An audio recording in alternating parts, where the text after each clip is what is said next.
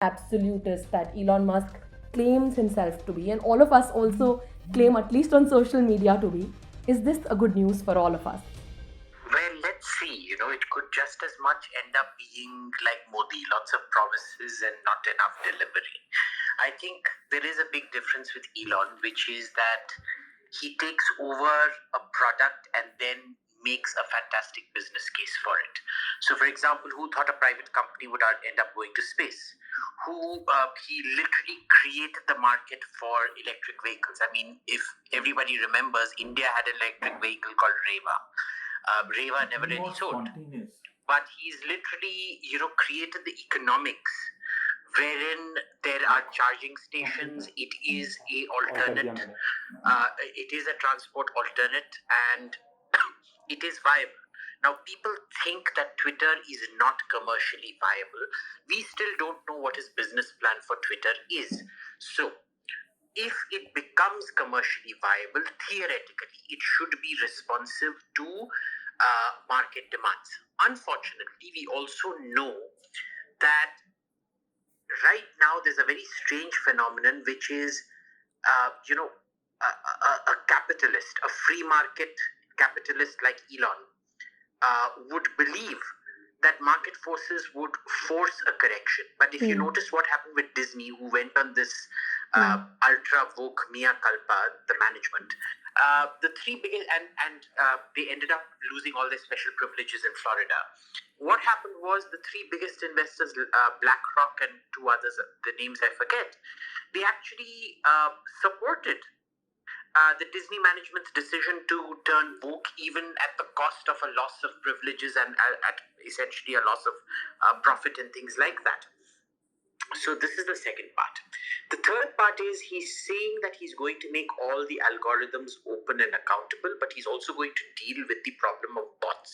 So essentially, you will probably see some kind of verification. Now, the issue really for me is this verification issue, because if you're forced to put in ID, some of us have to put in our IDs to get our blue ticks, but most people do not. And the joy of it is the anonymity, because some of the most articulate and fine Twitter handles that I know are completely anonymous. Well, I don't know. I follow are completely anonymous. So where the anonymity goes, is that public space still going to be available? We don't know. Finally, I think all the problems that are being raised here by the left, essentially by the Democrats and the left, they are non-existent problems, because when people say that, it's not going to regulate hate speech and things like that, understand it was, at least in India, the formulation of the law as an intermediary of Twitter or Amazon or whatever as intermediaries was, they are meant to be a marketplace, and locally local laws apply. Right, so you already have the example of tweet withheld in India in response to legal demand. That is the check and the balance. It is meant to be a law and order check and balance, not a private player acting judge, jury, and executioner. So that's my opening remarks. I'll leave it there. Yeah, thank you, Mr. Abhijit. I want to just ask you that, or everyone actually in the panel, Amrita ma'am has also joined us, so huge welcome to her.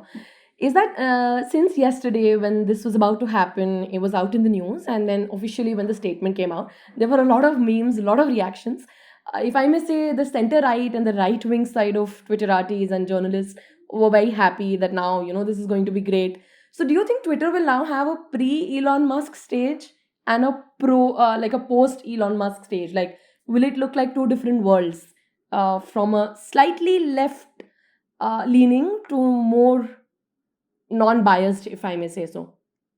Like, how do you think things will change from here now? Will they become more organic and more like, you could time and again we see handles like True Indology and Kangana or Donald Trump, all of these being taken away. I may have my set of problems with all of these people, but you can't really take down the handle of the president of the United States. I mean, that's just blasphemous in that sense. So please go ahead with that. Right. So therein lay the problem, right? That it was always considered sorry, was that me or Abhijit Majumdar? Yeah, anybody could take, but yeah, Abhijit sir, Majumdar sir, ji, Sir, Abhijit there are Majumdar sir. two Abhijits here. You have to use the surname. Okay. No, my point is that Twitter's this insufferable sanctimoniousness which crept in along the way, and a complete lack of transparency. We just hope that Elon Musk buying Twitter will solve that. I mean, will revert that because reverse that because why would somebody be deplatformed just because that person has a different opinion from you? For instance, I mean, they have been repeatedly see today the so-called right wing or nationalists, etc. They are rejoicing because they have borne the the brunt of it, but it is also true that people from other parts of other part of the this thing spectrum, they have also been banned. And for instance, Twitter should bring back Sanjay Hegde. No, I may not agree with his tweets and this thing, his viewpoint, his ideology. But why should somebody be deplatformed for saying what somebody wishes to? If you're bringing back true Indology, bring back Sanjay Hegde as well. That is all. I mean, just make it. Do not try to editorialize. You are, as Abhijit rightly said, they are here as an intermediary, as a platform. I mean, it's not really their business to sort of ideologically censor screen who is to say what, unless there is actual physical harm or violence somebody is calling for. I suppose that kind of that is a tricky area. That is something that we need to watch. But other than that,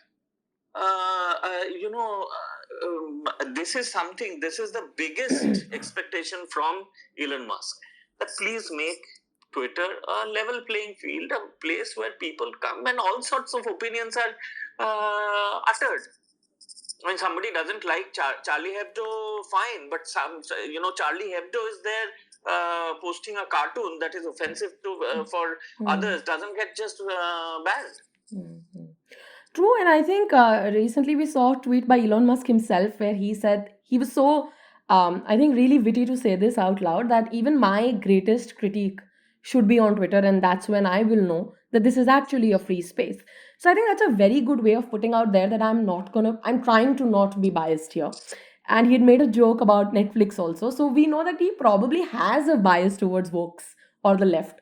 So here I will bring in Amrita ma'am to share with us what does she feel about because a lot of jokes are now going around against Vokes because this is the day of the right. They have got their opportunity to bash them and make memes.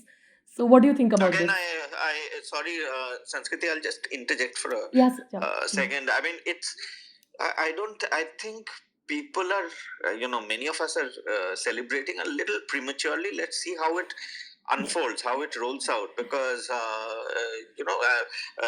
Elon Musk has been making the right noises, but free speech should be good for everybody. It's not about woke, asleep. That shouldn't matter. It should be good for everybody. If you have an opinion, you're free to voice it. That's all.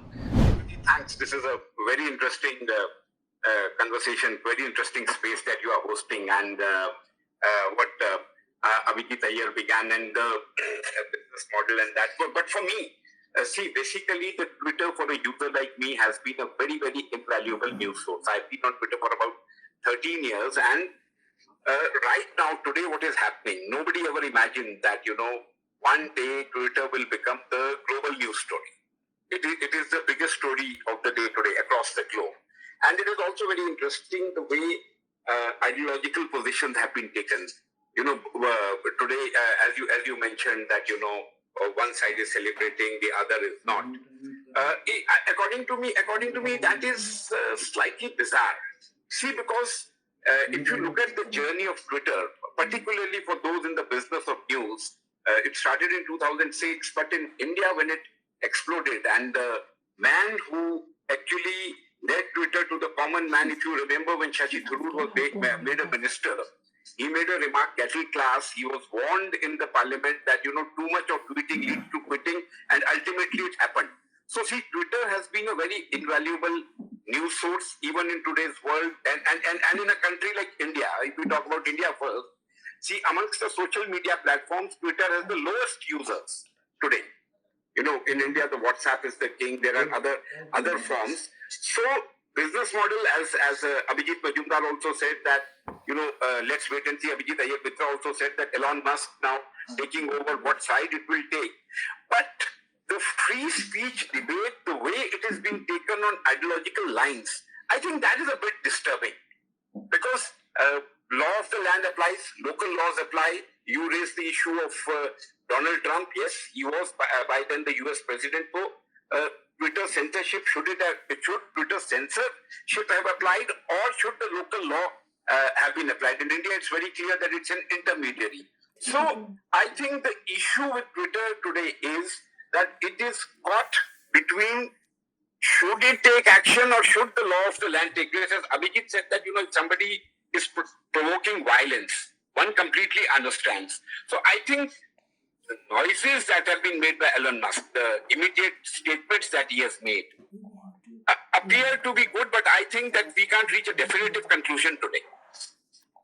Yeah, I think I agree, sir. And I think, all of us have already said that let's wait till let's not celebrate prematurely, and let's wait till things actually pan out how they will, and we'll see how it goes. So, Amrita ma'am, can we have you? And my question remains same: that what do you think of the Wokes, and how are they feeling, and why can I see a certain bashing against Elon Musk and everything on Twitter, at least by the Indian left and Wokes? Why do you think that's the case? Hey, hi. I finally managed to be able to speak. Thank you for having me. I hope I can. I'm audible. Yes, ma'am, very Can you? clearly. Yes. Okay. So yes, I think that I'm not really sure if I'm going to break down Twitter into the binaries of wokes and you know for wokes or non-wokes or whatever you call it. I mean these labels I feel I'm a little uncomfortable using, simply because I think when Twitter started, I think in India politically, if you look at how Twitter panned out, Twitter started as a space where we took down, where everybody was against the establishment, and at that time the establishment, so as to speak, was the UPA government, and then the establishment moved on to becoming the NDA government. So obviously, when you have a bunch of people in a certain platform and you have them airing their opinions, almost 9 out of 10 times it is going to be anti-establishments, because people are almost always looking at ways to tell you how the government is not doing enough for them. That is par for the course for any platform, whether it is Facebook or Twitter. But what I feel is that right now, when we are looking at what happens to Twitter after Elon Musk, I think, I mean, for me personally, I'm looking at the interface changes that he might be interested in, because Elon Musk is a very eccentric person, and we know it. We've known and we've seen him function across the last. We've seen how he's got changes to a lot of things in the space sector, unimaginably. He's gotten the electric transportation movement going we need. So I know that to Twitter also have these changes, and I'm expecting the edit button will make some display changes.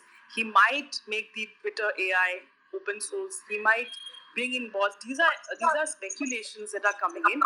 But as far as the quality of conversations are concerned, I think as far as the quality of conversations on Twitter is concerned, I don't know how Elon is going to pan out, but he's clearly said that he wants Twitter to be a space where there is no judgment.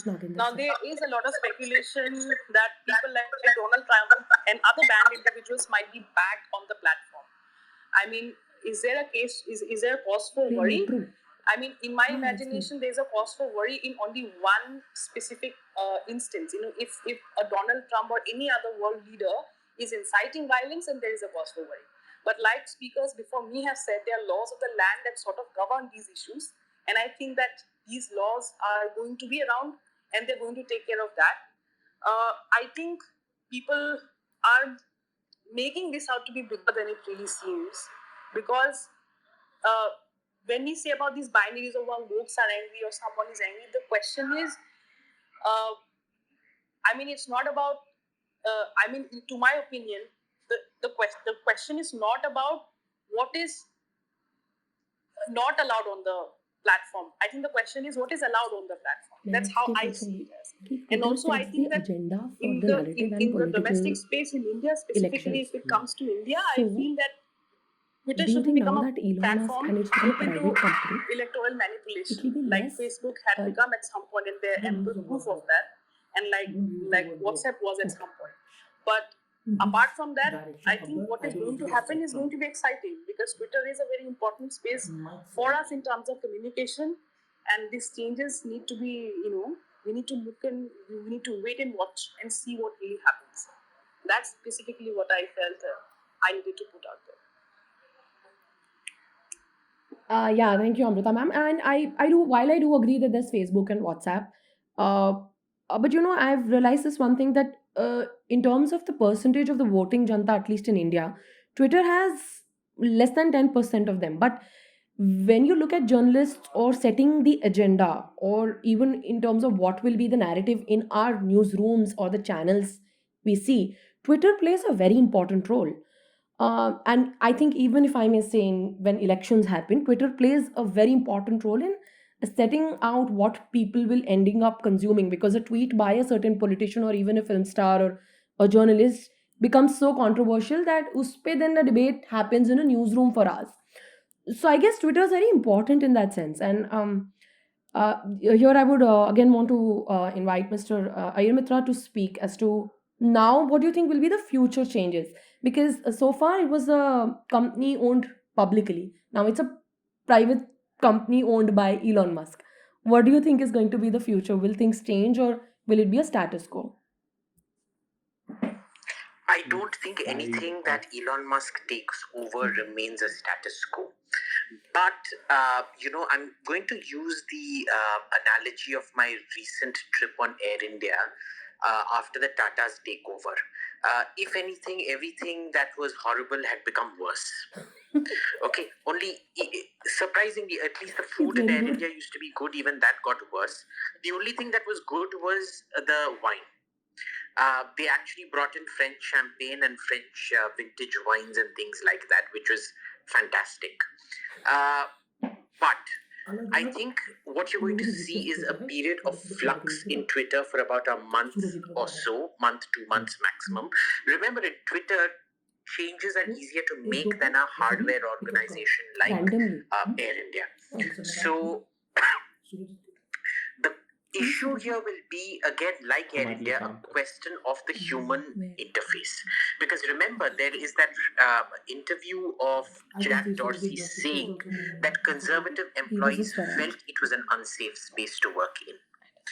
So you clearly have an infestation of woke pansies within Twitter staff who want things to go a certain way. If you look at the way Google, for example, sets up algorithms, they're extremely opaque algorithms, but there is so much work that's been done to back it up. Proper academic work. Now, the problem is when you say proper academic work, remember, it may follow the methodology of academia, but it could be complete hogwash. Like, for example, critical race theory or gender theory and things like that. So you have to, when the platform is one of free speech, how much expertise do you need to understand why an algorithm is there, what that algorithm does, how deep can you go to regulate it? This will be challenge number one. I think the immediate thing that we will see is probably the unbanning of several people. I know for a fact Tucker Carlson has been unbanned. He came back and tweeted because he was refusing to delete a tweet. He wasn't banned. He was just refused to. They just didn't let him tweet because he was meant to delete something that they wanted him to delete, and that can no longer happen. The legal compliances are the easiest to do. Now remember, the left's bar comes as it always has. You look historically from the left, they have never been believers in the rule of law or due process. China has a constitution only by theory. In effect, it is complete rubbish. You do whatever the leadership wants you to do. It was the same in the USSR. I know this because I grew up in the USSR. So the left, remember, they don't want to control it through law. They want to control it through narratives. They want to control it through a sort of mob justice on what is hate speech. Has anyone actually seen what a definition of hate speech is? A justiciable definition of hate speech? No. It's whatever they determine it is when they determine it is. And it's this sort of extrajudicial control that they feel that became the norm. Now, detoxifying it from that woke pansy culture is going to be extremely long, painful, and difficult. I don't even know if Elon Musk, for all his money, because you can have money, but this isn't a problem where you just throw money to de-wokeize it, I guess. So let's see what happens. I'm cautiously optimistic, but I suspect it'll end up being like NDA Sarkar. Lots of promises, very little by way of delivery. Okay, I think, Abhijit sir's wit and humor is always fun to like watch or hear. But I would want Abhijit Majumdar sir to come in here, and I want to ask that Elon Musk owns a very different sense of products, and he has invested in very futuristic companies, whether it's sending people like a mission to Mars, and he's now having electric vehicles. So it's all future centric. Why is he all of a sudden interested in something like Twitter, which isn't really the space that we have seen him in? Is there something that we're not seeing or reading between the lines? Why is he so invested in Twitter? There is a very cold method to Elon Musk's madness in business, and if you did not know it was Elon Musk, and if you just look at his investment portfolio, he has invested in seriously, tangential, fun stuff that one does when one has a lot of money and a lot of money to burn. But Elon Musk has made money through all these ventures. I mean, from Tesla, which is the cars for the future, to SpaceX, he owns something called the Boring Company, which is actually which is into drilling tunnels and setting up intercity transit systems. Then he has X.com. I mean, he has sold PayPal, I suppose, which is again online currency, something to do with which is again forward looking. So there are several other this thing. He's doing something with artificial intelligence, transplants, etc. So there is a pattern to his investment. There is a worldview that it grows with a core belief, with a core idea in his head. So Twitter must have Twitter fit there perfectly, it seems. He is so bullish on on Twitter, and he calls it what does he call it, the global town hall or something, because he understands Twitter's bite. He understands that Twitter may have 1/10 of Facebook's reach or YouTube's, but Twitter sets the agenda. Twitter controls the news cycle. Twitter controls the narrative. Twitter is where news breaks. Everything. I mean, if you go back in time, look at. I mean, even stuff like Michael Jackson's death broke on Twitter. Breaking on Twitter. I mean, Lalit Modi live tweeted himself into oblivion. Nagendra mentioned he feels that he has the keys to unlock its potential, which is why he has bought it. It is not, I don't think it's a vanity buy or, just to sort of make a point. I think he has a very cold business plan behind Twitter, and it is, I can bet to my last penny that it is intrinsically linked to the future that he sees. Elon Musk is a person, is the world's richest man who wants to shape the future.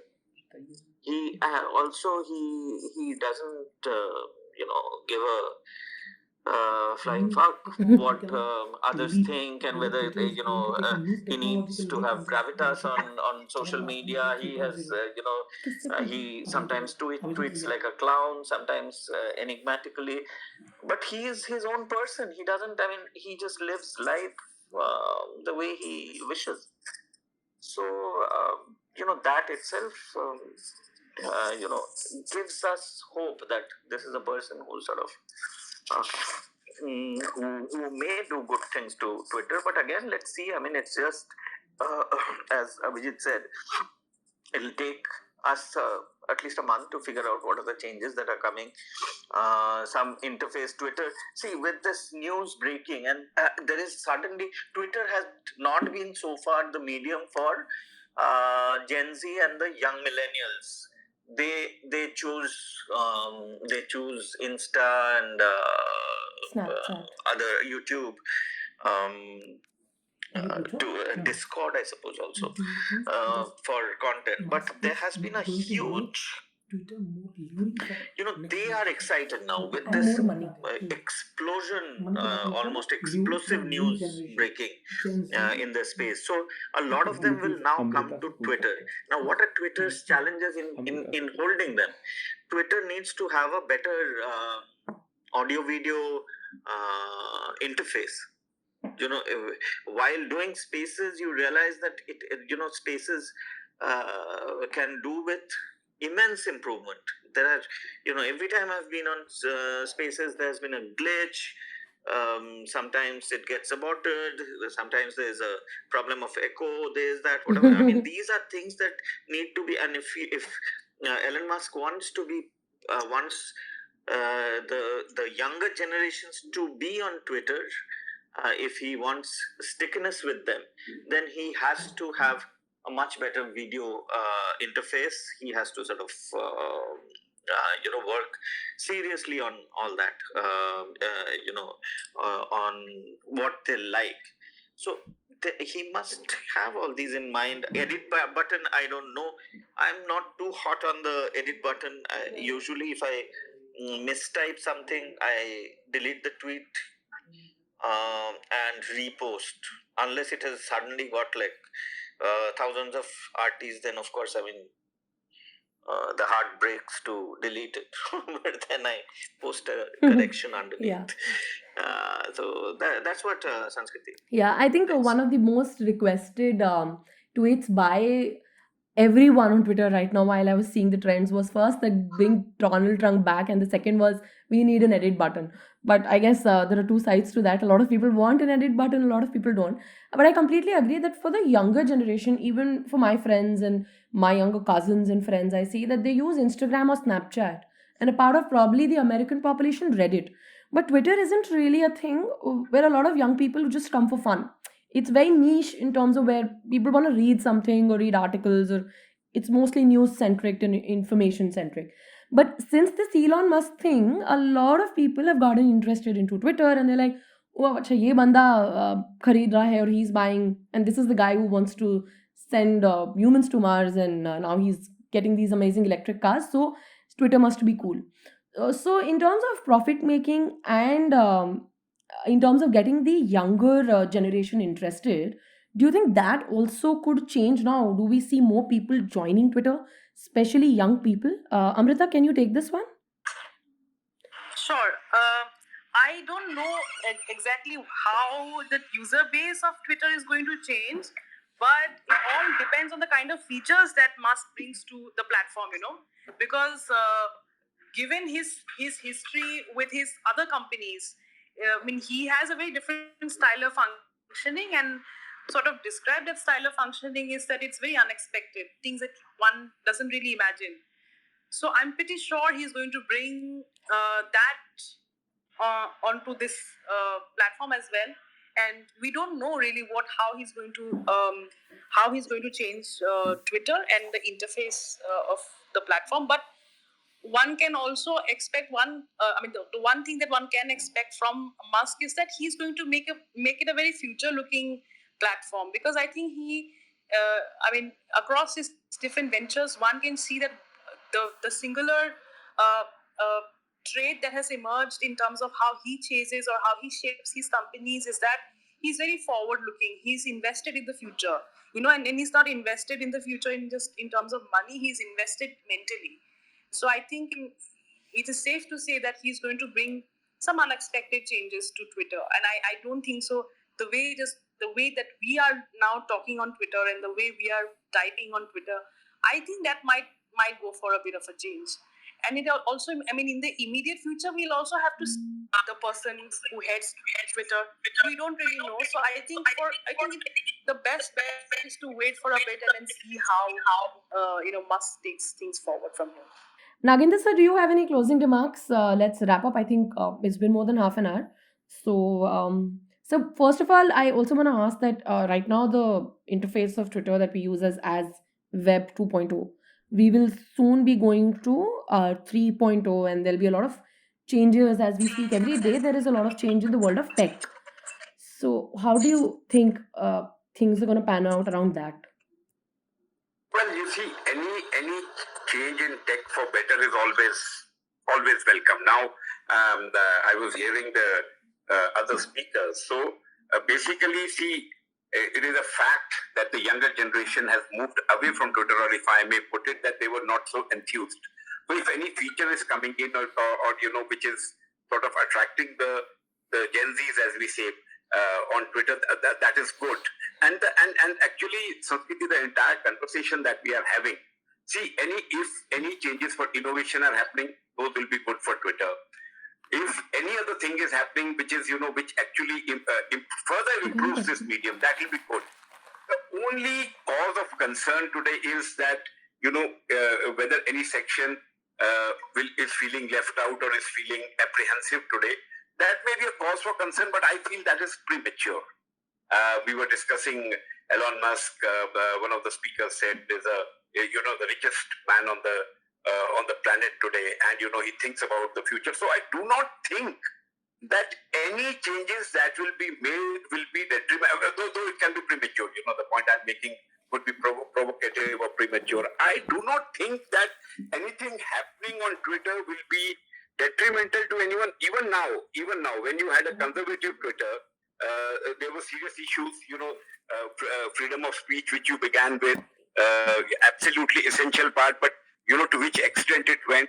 Then there were questions: should it be censored or not? Some of the videos that were posted, they are inflammatory and that, but that basically boils down eventually to the fact that any change that is happening in Twitter, if it is for good, and I personally feel that whatever changes or that will happen will actually make it a better medium. I do not feel apprehensive. I just wanted to ask Abhijit a question. If we can wrap up with that, or I don't know, Abhijit, where do you think one should draw the line? Absolute speech. We talk about absolute freedom of speech, but shouldn't one draw the line somewhere? Because this question will be asked repeatedly again and again in the coming days. So ultimately, you have to take it to the baseline, right? What is the baseline? The baseline here is two. One of speech and one of the restriction on speech. The baseline of speech is your American Brandenburg law, which is, or rather the Brandenburg principle, which is there has to be a specific threat against a specific person or community.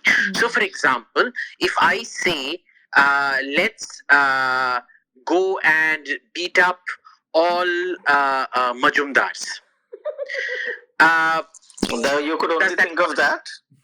Well, I might ask them to beat you all up, but does that qualify? No. Why? Because beat is a very there's a lack of specificity to it. Okay. However, if I say, let us take iron rods, go and find every Majumdar within in the GK2, and let's clobber the living daylights out of them. That would kind of qualify. Okay. Now, the issue is in India, and this is where we come to the second limit, it requires far less because we are a pre-industrial, I mean, there's no shame in saying this, we're a third world country. We're a pre-industrial state. So what happens here when far less can trigger riots and things like that? So this is where the national law aspect comes in. So you have two benchmarks of law out here. One is what is allowed on Twitter, which should be the Brandenburg Principle, and what is controlled on Twitter, which is done nationally through individual laws restricted to that particular geography. Right. So, for example, set up an interface wherein the farmer protest stuff. You don't have to delete the farmers' protest if you believe they're excising free speech, but block it off in India, that people living in India can't see it. Right. I think that's a very good way to go because ultimately, remember, the Indian government isn't seeking extraterritoriality. The Indian government has never said you ban all these people. They've said it can't be displayed in India. Bas. And I think that's a very good medium path to go, as opposed to surprisingly America, which wants people banned, taken off, this thing globally, which is a very, very dangerous path to go down. Correct, and I think Elon Musk recently mentioned this as well, that Twitter has to sort of in some way respect the law of the land where it's functioning.